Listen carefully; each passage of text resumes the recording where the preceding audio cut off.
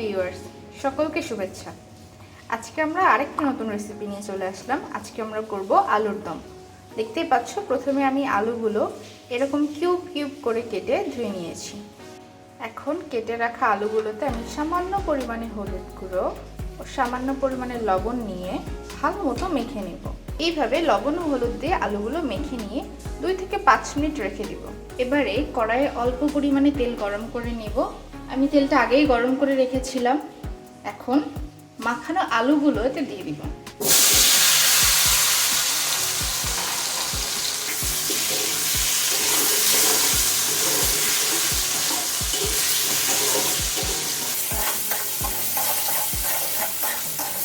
অল্প আছে বেশ খানিকটা সময় ধরে আলুগুলো ভেজে নেব। আলুগুলো এরকম ব্রাউন ব্রাউন হয়ে গেলে নামিয়ে নেব। এবার দেখতে পাচ্ছেন আপনারা, এখানে কেটে নিয়েছি একটা পেঁয়াজ, কয়েক কোয়া রসুন এবং অল্প একটু আদা। কড়াইয়ে পরিমাণ মতো তেল দিয়ে তেলটা গরম করে নেব। এবার এতে দিয়ে দেব কেটে রাখা পেঁয়াজ, রসুন ও আদা কুচি।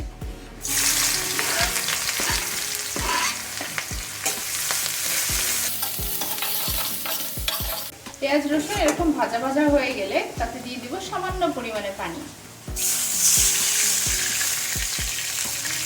এদিকে একটা বাটিতে সামান্য পরিমাণে গরম মশলার গুঁড়ো, অল্প একটু জিরের গুঁড়ো, 1 চামচ শুকনো ঝালের গুঁড়ি, লবণ আর হলুদ গুঁড়ো দিয়ে সামান্য পানি দিয়ে এগুলো মিক্সড করে নেব।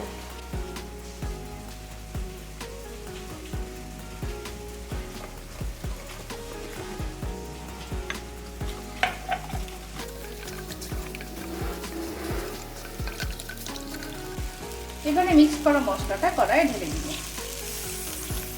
4 থেকে 5 মিনিট এই মশলাটা সিদ্ধ হওয়ার জন্য রেখে দেব। তারপরে ভালো মতো কষিয়ে নেব। মশলাটা এরকম কষানো হয়ে গেলে, অর্থাৎ তেল উপরে উঠে আসলে ভাজা আলুগুলো এতে দিয়ে দিব।